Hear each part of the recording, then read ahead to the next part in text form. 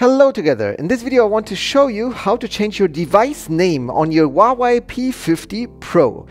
Why changing the device name? Every time you want to share something via Bluetooth, or if you are in a network, the people with or the network administrator will see your phone, and if everybody doesn't change its device name, everybody will be Huawei P50 Pro. So perhaps you want to put in your name, like Steve's phone or Steve's Huawei or something, or Erica's Huawei. So that's pretty easy. We just have to click here on settings. And when we are in our settings, we go right down to About Phone. And here you can see the device name. And at this moment, it's Huawei P50 Pro. And I will just change it here to Jax Huawei.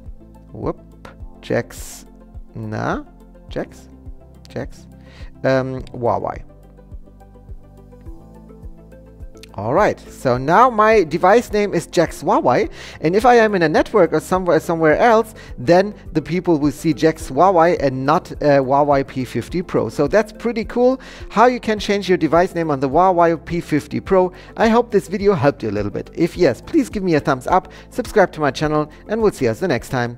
Bye bye!